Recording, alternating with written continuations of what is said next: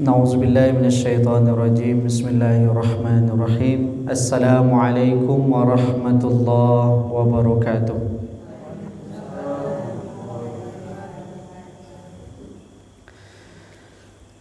Alhamdulillah. Alhamdulillahi rabbil alamin. Hadana lihada wa ma kunna linahtadiya laula an hadana Allah. Ashhadu an la ilaha illallah wahdahu la sharika lah. Wa ashhadu anna sayyidana Muhammadan abduhu wa rasuluh. Allahumma fasalli wa sallim wa barik wa zid wa an'im ala sayyidina wa nabiyyina wa habibina wa syafi'ina wa maulana Muhammad wa ala alihi wa ashabihi ajma'in. Allahumma asrah sadri wa yassir li amri wahlul 'uqdatam min lisani yafqahu qawli. Subhanaka la ilma lana illa ma 'allamtana innaka antal alimul hakim. Bismillahi tawakkaltu 'ala Allah. La hawla wa la quwwata illa billah. Angku-angku, bapak-bapak, para asatis, para imam, kaum muslimin, ibu-ibu, mundokan duang, kaum muslimat yang dirahmati oleh Allah Subhanahu wa ta'ala. Alhamdulillahi rabbil alamin. Kita bersyukur kepada Allah Subhanahu wa ta'ala karena Allah masih berkenan memberikan kepada kita, memberikan kesempatan kepada kita untuk mencicipi nikmat-nikmat yang Allah agiah kepada kita. Dengan nikmat yang Allah agiah kepada kita, kita pergunakan nikmat itu hendaknya untuk beribadah kepada Allah Subhanahu wa ta'ala. Kemudian salawat dan salam kita minta kepada Allah agar disampaikan buat Nabi kita Muhammad sallallahu alaihi wasallam. Allahumma salli wa sallim ala sayyidina Muhammad wa ala alihi wa ashabihi ajma'in. Bapak Ibu kaum muslimin dan muslimat yang dirahmati oleh Allah Subhanahu wa ta'ala. Alah lamu rasanya kita indak mengaji balik. Ya Bu? Mulai sejak terakhir ambo disiko mengaji Ramadan tu ndak do sudah tulai. Alhamdulillah kini bangkit balik. Kalau ambo tanya kaji kita terakhir itu tentang Ramadan. Sebelum Ramadan kaji kita tu nak terkenal dah. Dek lah sibuk untuk beribadah, tak terkenal yang disampaikan oleh ustaz. Iya tu Bu. Jadi untuk menganang-anang awak balik, adapun kaji kita sebelum Ramadan dulu, selain daripada kaji Ramadan yang kita bahas, adalah tentang perkara penyelenggaraan jenazah. Kan itu batang Bu ya? Tentang penyelenggaraan jenazah. Kita sudah bahas satu persatu. Mulai dari hukum menyelenggarakan jenazah, memandikannya, kemudian mengafaninya, kemudian menguburkannya, memandikannya, kemudian terakhir menguburkannya. Dan itu sudah kita jelaskan berserta dalil-dalil untuk kita beribadah kepada Allah melalui praktek di dalam menyelenggarakan jenazah.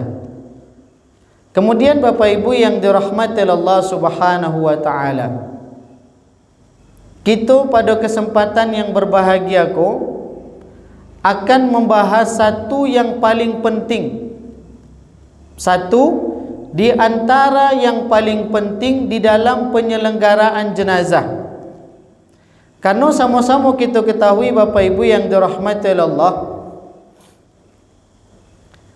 orang yang menyelenggarakan jenazah, kata Rasulullah sallallahu alaihi wasallam, siapa saja yang mengikuti orang yang meninggal dunia, mengikuti penyelenggaraannya mulai dari sejak memandikan sampai mengapani, maka Allah akan berikan ganjaran pahala untuk dia sama seperti satu qirat. Satu qirat sama seperti satu buah Jabal Uhud. Kemudian siapa saja yang mengikuti penyelenggaraan jenazah mulai dari yang pertama, kemudian dilanjutkan dengan menyolatkan dan menguburkan, maka Allah akan berikan ganjaran baginya 2 qirat.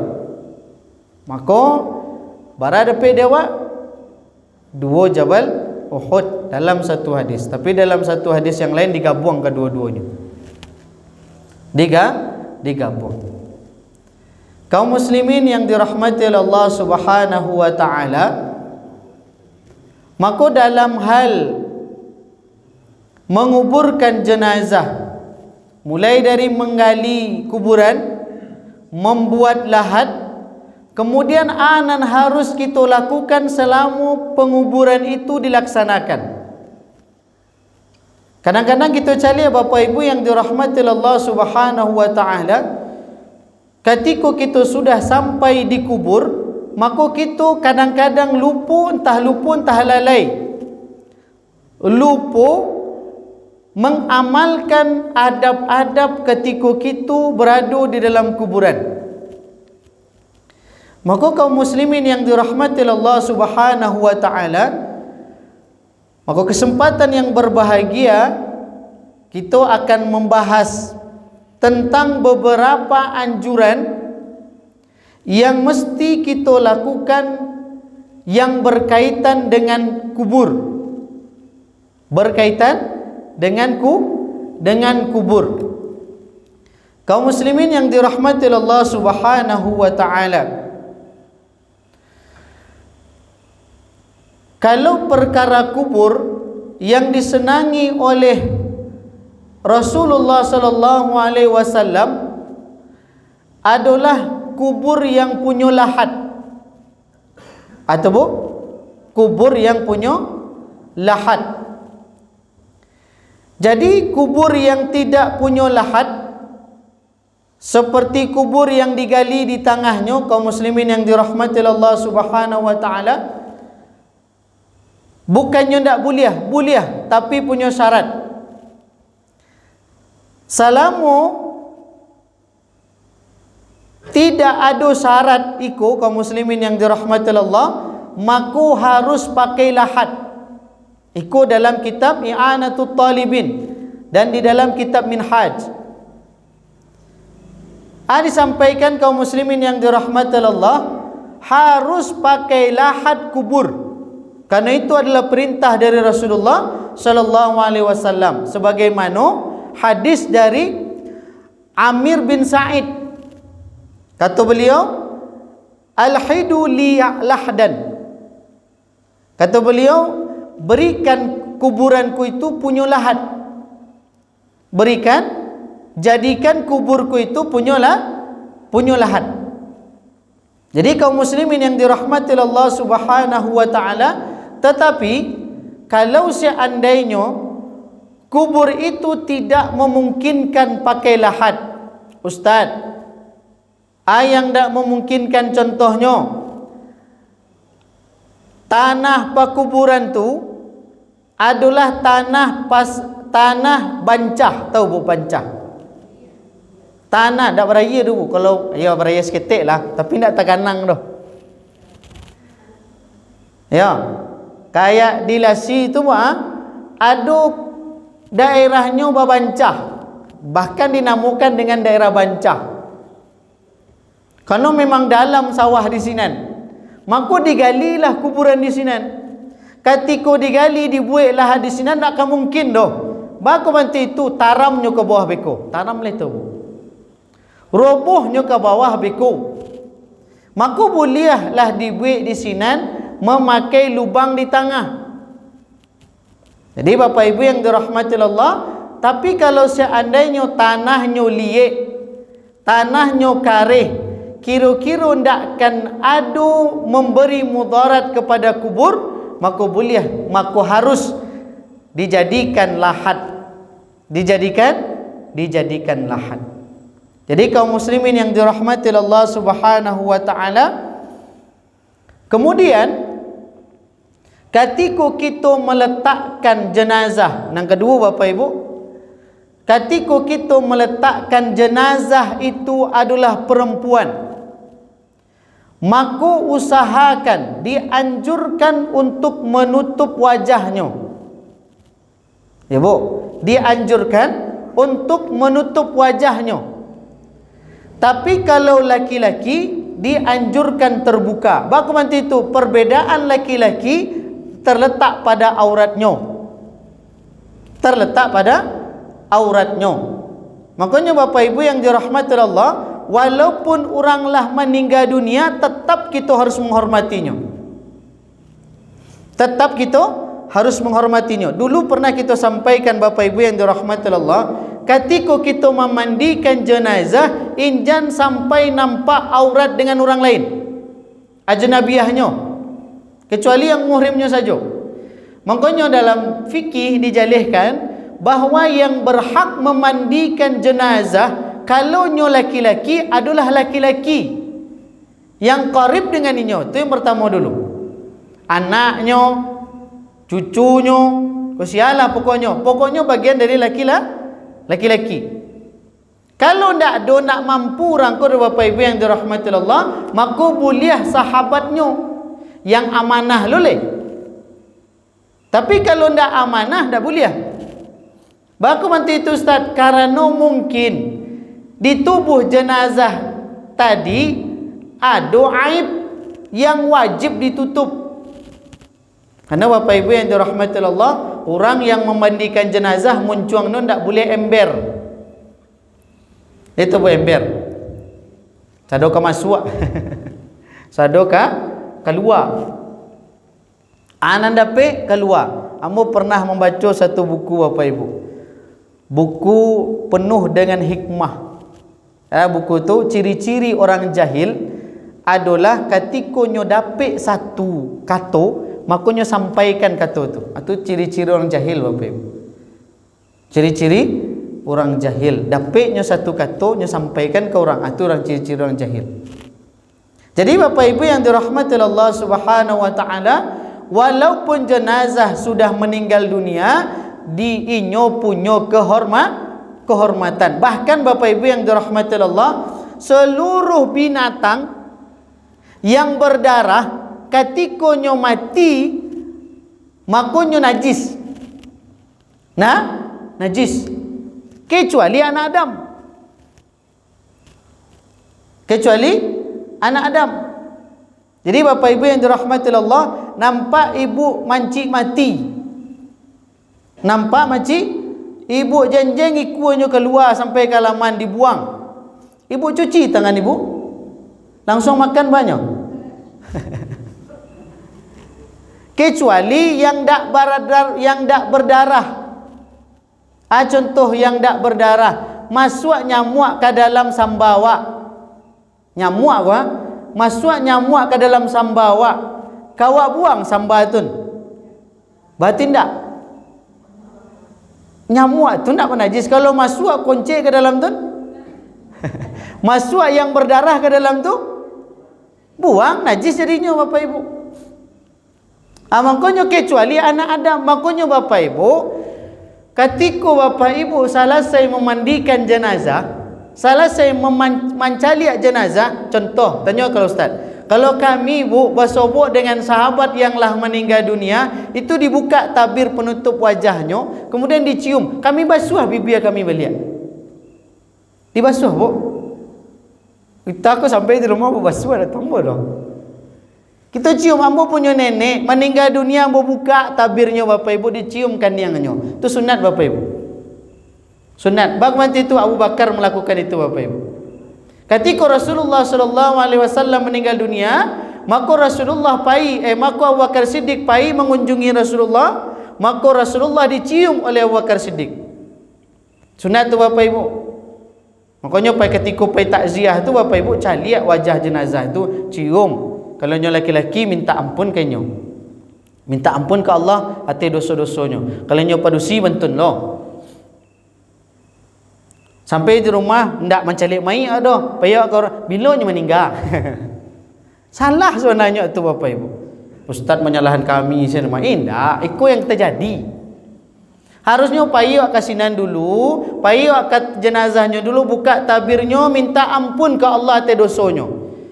Kalau nyo punya salah kepada awak, sampaikan ke Allah, ya Allah ampunlah memaafkan inyo. Kalau nyo punya hutang 50,000 lapihkan. Kalau 50 juta ya, fikirlah dulu. Jadi Bapak Ibu yang dirahmati Allah Subhanahu wa taala, maka kita tetap menghormati jenazah. Harus kita tutup tu Bapak Ibu, jangan sampai nampak aurat. Kan ditutup je tanah je Ustaz, walaupun nanti itu Bapak Ibu. Nyoka ke telanjang je padang mahsyar, walaupun nanti itu Bapak Ibu. Tetap kita hargai. Andaikan dapat jenazah tu mengecek daki awak ketika terbuka auratnya Bapak Ibu yang dirahmati Allah. Tapi kan lalu bersobot oleh Bapak Ibu. Jadi Bapak Ibu yang dirahmati, mungkin kosong perkuburan tu jadi. Makanya ketika kita mencaliak, ada terbuka laki-laki mukanya saja. Kerana laki-laki mukanya bukan, sepakat ulama mengatakan bukan aurat. Tapi padusi itu aurat baginya Bapak Ibu yang dirahmati Allah. Walaupun diperselisihkan oleh ulama. Kan kalau laki-laki padusi auratnya seluruh tubuh kecuali telapak tangan dan suara muka. Campur suara lu tadi. Ya, suara itu aurat tu Bapak Ibu. Makanya ibu boleh ketika baca Al-Fatihah waladhdallin amin, boleh. Itu alasannya makanya kita disirkan membaca amin ketika imam baca waladhdallin. Itu dangasin jemaah laki-lakinya membaca amin. Jadi Bapak Ibu yang dirahmati Allah, itu yang kedua.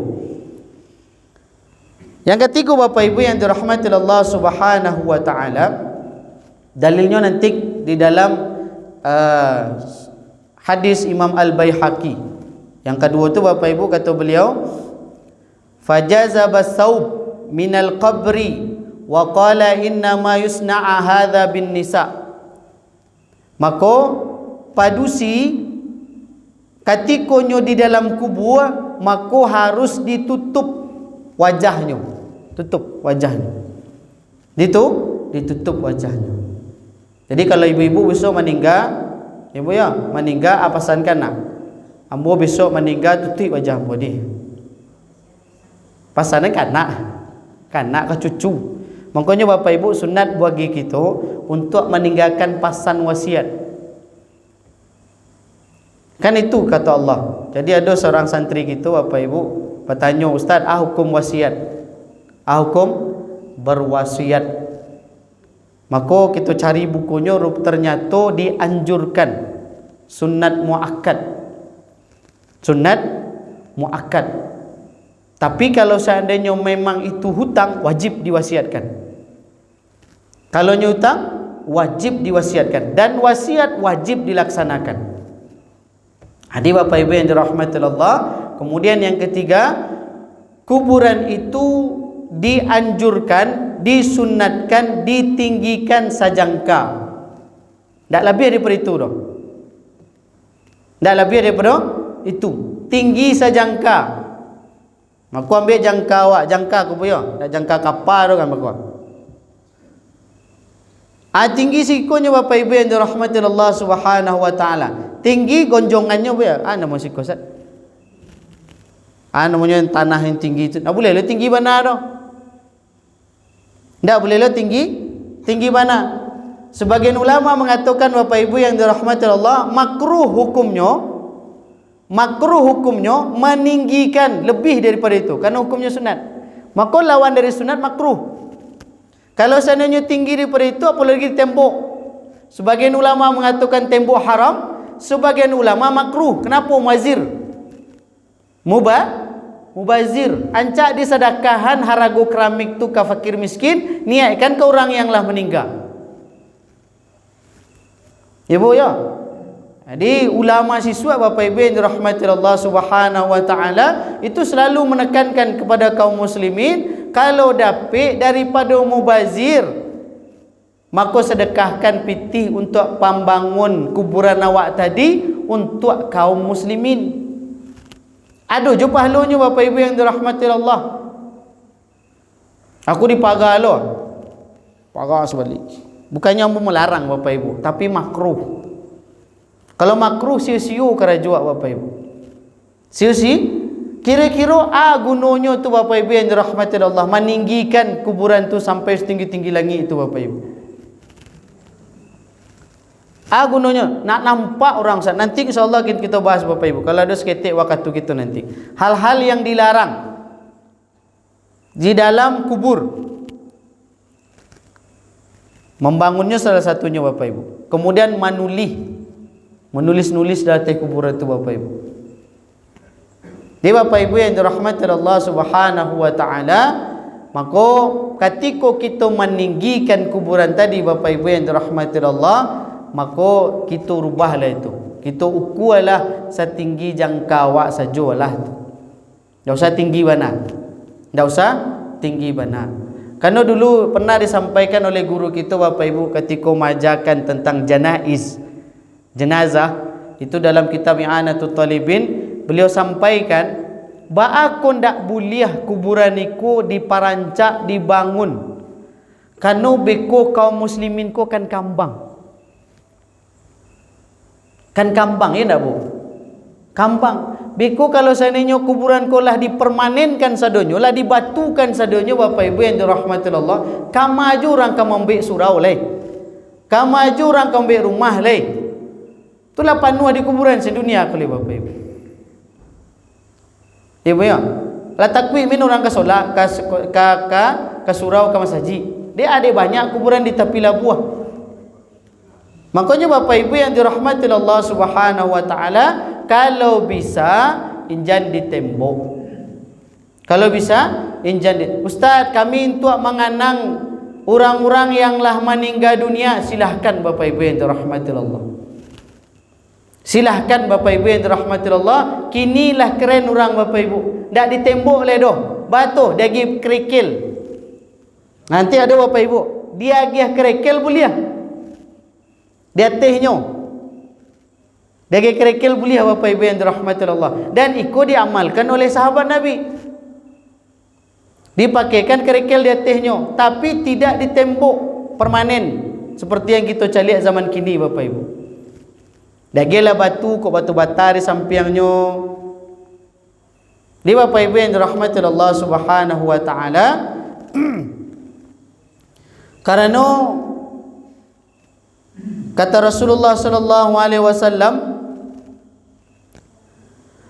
Nabi Muhammad sallallahu alaihi wasallam meninggikan kuburan anaknya, yaitu Ibrahim, setinggi 1 jengkal. Itu merupakan hadis fi'liyah Rasul. Hadis perbuatan dari Nabi sallallahu alaihi wasallam. Jadi Bapak Ibu yang dirahmati Allah Subhanahu wa taala, yang sampai kuburan itu disunatkan. Disunatkan untuk datar di atasnya. Tidak menggonjong dah Bapak Ibu. Dimancuangkan di atas itu dah. Tapi didatarkan. Jadi kalau seandainya kita nanti buat kubur Bapak Ibu, ada kuburan, kali Bapak Ibu yang nyoba kuburan, dianjurkan datar di atasnya. Kanlah sudah buat gonjong di atas gua. Maka didatarkan di atas. Datar di atasnya. Itu nak kabar tadi Bu? Sampai ndak mancuang mengkor. Tapi datar. Datar. Karena dari hadis dari Abu Al-Hayyaj dari Ali bin Abi Talib karamallahu wajhah. Hadisnya Bapak Ibu yang dirahmati Allah, ab'asuka ala ma ba'asani alaihi nabiyyu sallallahu alaihi wasallam, la tada' timsalan illa tamastahu wala qabran musyarrafan illa sawaitah. Aku diutus oleh Rasulullah sallallahu alaihi wasallam, jangan engkau biarkan arca. Arca itu kayak patung-patung. Tetapi hendaklah engkau robohkan patung arca itu. Dan kuburan yang dimancungkan kateh, yang dibe, hendaklah engkau datarkan. Itu perintah Rasulullah kepada Ali bin Abi Talib. Jadi hadisku Bapak Ibu bukan fungsinya melarang secara mutlak. Tetapi kalau seandainya kita karajukan jua, hukumnya makruh. Bagaimana itu? Karena hukum mendatarkan di atas kubur itu hukumnya sunat. Dan kita sampaikan dari awal sampai akhir hukumnya sunat. Jadi Bapak Ibu yang dirahmati Allah Subhanahu wa taala, yang wajib tu dikubur jenazah tu Bapak Ibu. Tapi ada hal-hal penting yang harus kita perhatikan ketika kita menguburkan jenazah. Itulah yang tadi itu. Kemudian Bapak Ibu yang dirahmati Allah Subhanahu wa taala, yang selanjutnya menandai kuburan dengan batu atau yang lain di sebelah kepalanya. Aku yang sunat Bapak Ibu. Tapi kalau menembok seluruhnya tidak. Baku bantu itu Bapak Ibu yang dirahmati Allah. Jadi kami pernah tanya sama Buya, ba aku ndak boleh awak tembok sadonyo. Le tahu kalian ndak bahwa Allah Subhanahu wa taala mengatakan bahwa seluruh yang di langit dan yang di bumi berzikir kepada Allah Subhanahu wa taala. Terus Buya, kalau seandainya kalian tembok sadonyo kuburanku, contoh kuburan ambo sadonyo tembok, ndak akan tumbuh tumbuhan di situ leh. Maka tumbuh-tumbuhan yang tumbuh di situ tidak akan ada yang berzikir kepada Allah Subhanahu wa taala. Itu salah satunya Bapak Ibu. Waktu biasa sama Ustaz ndak loh. Nanti ada Bapak Ibu, sunat hukumnya menanam tanaman di kuburan tu. Sunat tak wajib. Tapi kalau ibu tinggalkan makruh. Kan ada terkenal bunga kubur. Bunga pusaro namanya. Bunga pusaro, warnanya merah. Warnanya pokoknya kalau ada bunga tu, itu pasti pusaro tu. Kecil orang siswa. Cik orang, ya Bu ya. Salamu ada bunga di sini, berarti ku ada pusaro. Tapi kini ndak main itu Bapak Ibu. Ya, di tepi jalan lah banyak sebuah tu. Jadi Bapak Ibu yang dirahmati Allah Subhanahu wa taala, boleh ditandai kubur itu dengan batu. Kalau ndak salah Bapak Ibu yang dirahmati Allah, nanti boleh diralat pada ustaz. Ambo belum pernah ke Baki le doh. Kabarnya Bapak Ibu, di Baki, di kuburan sahabat Rasulullah yang syahid di kota Mekah ataupun di Madinah, itu untuk menandakan iko padusi, iko laki-laki. Kalau laki-laki, batu nisannya tu ciek. Batu nisannya ciek saja. Nanti mohon diperbaiki Ustaz. Kalau seandainya Ustaz lah, insyaAllah lah pernah kasinan. Apakah itu betul atau tidak, kita wallahu alam bisawab.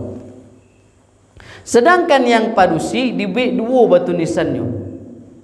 Dibek bagandeng dua batu nisannya. Wallahu alam bisawab. Ustaz, kita boleh akan mati itu? Boleh. Kalau nyo kepala suku di negari ku agak tinggi stik zaman siswa mantan bu. Kalau nyo ulama dibek tinggi stik. Ibu pernah mencaliak kuburan ulama. Caliak kuburan ulama tu Bapak Ibu yang dirahmati Allah, itu ditinggikan sampai kubur, ditinggikan namanya ko batu nisannya katih stek. Kalau nyo kepala suku ditinggikan itu untuk menandakan bahawa seorang ku penting dulu. Iko penting. Batu air yang mipih tu Bapak Ibu diletakkanlah di atas kepalanya Bapak Ibu. Itu sunat hukumnya. Kalau nak diletakkan basat, nak ba'a tapi makruh. Kalau tinggalan sin polos mati sudah ditanam lah pulang alih. Nak ba'a.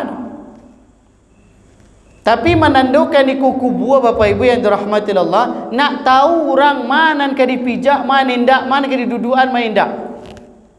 Karena Bapak Ibu nanti yang dilarang ketika kita berada di kubur, berada di sekitar kubur Bapak Ibu yang dirahmati Allah, kita dilarang untuk tagak di atas kubur, duduk di atasnya. Inilah banyak orang melakukan tu Bapak Ibu. Malah duduk lo di kepalanya Bapak Ibu. Dia mau rokok, mau tahu gunjang lo di atas tu. Berang Ustaz indah. Jadi Bapak Ibu yang dirahmati Allah Subhanahu wa taala, maka kita perhatikan hal-hal itu Bapak Ibu. Walaupun hal itu sepele, tapi itu sangat penting kita ketahui. Kemudian yang selanjutnya Bapak Ibu yang dirahmati Allah Subhanahu wa taala, menaruh kerikil-kerikil kecil di atas kubur tadi. Nah, itu gunanya makanya kita papik di atasnya Bapak Ibu. Kita datakan di atasnya, letakkan kerikil-kerikil kecil. Ya, kerikil tak usah lah dibalik ke toko bangunan, balik yang paling rancak dan warna putih tu banaha, nak perlu itu. Pokoknya lagi batu kerikil, aku sebenarnya untuk menandakan kubur aja namanya Bapak Ibu. Kemudian Bapak Ibu yang dirahmati Allah Subhanahu wa taala, meletakkan pelepah. Kalau di Rasulullah, di zaman Rasulullah, pelepah kurma. Abu, jadi pernah masyhur ceritanya Bapak Ibu yang dirahmati Allah, Rasulullah sallallahu alaihi wasallam lewat di dakik kubur. Bicalik di Rasulullah, kubur ko nampaknya kena azab. Kedua kubur ko kena azab. Maka ketika itu Rasulullah suruh sahabat untuk mengambil pelepah kurma. Diletakkanlah di dakik kubur tadi, ditancapkan di sini. Dilakirkan di atas kubur tadi Bapak Ibu yang dirahmati Allah, sahabat penasaran. Ya Rasulullah, yang terjadi kepada orang dan berdua ku. Maka kata Rasulullah sallallahu alaihi wasallam, orang yang pertama suku adu domba, dibakar di Allah Subhanahu wa taala kini di alam barzakh, dalam kubur. Dan kedua, orang yang dak muah cebok. Dak muah cebok ku Bapak Ibu yang dirahmati Allah, kalau guru kita nyampaikan dulu, bukannya amuah cebok, tapi tidak serius dalam istinja. Hati-hati Bapak Ibu, apalagi kita yang adalah tua-tua, apalagi kita yang punya sakit, maka hati-hati dalam perkara istinja. Dulu Bapak Ibu yang dirahmati Allah Subhanahu wa taala, setelah kita buang air ketik, itu biasanya akan tarasu seketik keluar. Itu biasanya Bapak Ibu. Apalagi Bapak Ibu yang dirahmati Allah Subhanahu wa taala, ketika kita sudah tarasu yang bantu itu keluar, maka wudu tidak sah, solat pun ditolak oleh Allah Subhanahu wa taala, batal. Makanya Bapak Ibu yang dirahmati Allah, salah satu orang yang diazab dalam kuburku adalah orang yang enggan untuk istinja atau menganggap sepele perkara istinjaku. Habis waktu tua. Seketik Ustaz ya. Kemudian Bapak Ibu yang dirahmati Allah Subhanahu wa taala, yang terakhir, sesudah kita menguburkan jenazah, kita antarkan jenazah ke kuburnya Bapak Ibu, kita diam sebentar. Aku yang paling banyak Bapak Ibu. Sudah kita kuburkan jenazah tadi, kita khusyuk untuk mendoakan jenazahku Bapak Ibu. Lah sudah dikubur kesadonyo, sunat kita untuk mendoakannya. Ada satu daerah Bapak Ibu yang dirahmati Allah Subhanahu wa taala, sedang bakarajonyo berdoa. Sedang bakarajonyo berdoa. Mudah-mudahan di siku nak ada Ustaz. Satu daerah Bapak Ibu, inyo bakaraju sedang mendoa. Jadi sedang mendoa tu Bapak Ibu nyo karaju jo. Orang yang mengubur tari mengubur, orang mota tari lah mota, inyo mendoa jo. Dan itu ambo sendiri yang mendoa ketika itu. Yo sakit hati tu. Orang mendoa sedang kusuk, orang mota sebelah awak. Orang mengali kubur, mengumbun kubur sebelah awak. Jadi Bapak Ibu yang dirahmati Allah Subhanahu wa taala, maka berhentikan seluruh aktivitas kita dan kita khusyuk untuk mendoakan orang yang lah dikuburkan ke Bapak Ibu. Kata Rasulullah sallallahu alaihi wasallam, "Idza faragha min dafnil mayyit," kalau seandainya sudah dikuburkan mayat, wa waqafa alaihi, maka berhenti seluruhnya. Faqala, maka Rasulullah berkata, "Istaghfiru li akhikum," minta ampunkan saudaramu ini kepada Allah Subhanahu wa taala atas dosa yang sudah nyo lakukan. Wa as'alullaha lahu, dan mintakan kepada Allah Subhanahu wa taala tasbit, penetapan dari Allah Subhanahu wa taala, kekuatan dari Allah Subhanahu wa taala. Fa innahul al'an, karena sesungguhnya saudaramu sekarang ini yus'al, ditanya oleh Allah Subhanahu wa taala. Jadi Bapak Ibu minta kepada Allah agar saudara kita yang sudah dikuburkan oleh Allah minta diampuni dosanya, kemudian minta agar inyo tetap istiqamah dalam menjawab pertanyaan dari malaikat. Makanya ketika kita sudah menguburkan jenazah tadi, kita diam sejenak, kita dengarkan doa. Kalau seandainya kita berdoa bersama, kalau doa surang-surang boleh jo Bapak Ibu yang dirahmati Allah. Jangan sudah dikuburkan langsung pulang, tak. Sudah dikuburkan langsung pulang, tabang ambu sana awak. Tidak Bapak Ibu. Tapi dengarkan dulu. Kita berdoa dulu sebentar, sudah tu baru kita boleh pulang. Ibu Bapak Ibu yang dirahmati Allah Subhanahu wa taala, itulah rangkaian-rangkaian yang dianjurkan di dalam perkara menguburkan jenazah. Jadi kita semoga bisa mengamalkan apa yang sudah digoreskan oleh ulama kita, kemudian ulama kita dapat dari gurunya, kemudian dari Rasulullah sallallahu alaihi wasallam, kemudian bisa pula kita dijadikan sebagai orang-orang yang mendapatkan keberkahan dari Allah Subhanahu wa taala. Jadi Bapak Ibu yang dirahmati Allah, intinya berbuat baiklah ketika kita beribadah kepada Allah Subhanahu wa taala. Ingat Bapak Ibu, meskipun rangkaian solat jenazah mulai dari yang pertama sampai terakhir tidak kita yang merasakannya Bapak Ibu yang dirahmati Allah, tapi mancaliaknya saja itu sudah bernilai pahala di hadapan Allah Subhanahu wa taala. Maka ikutilah rangkaian itu Bapak Ibu. Kalau bisa kenal ataupun tidak kita tetap mengikuti rangkaian dan rangkaian dari pelaksanaan jenazah. Itu saja yang dapat kita sampaikan Bapak Ibu yang dirahmati Allah. Kita lanjutkan bulan depan insya-Allah, dan kita minta kepada Allah semoga Allah melapangkan kita dalam menambah ilmu dan iman dan amal kita agar kita dimasukkan oleh Allah ke dalam surganya. Amin ya rabbal alamin. Tanya jam Ustaz. Ada yang bertanya Bapak Ibu? Kalau tidak ada, kita tutup langsung.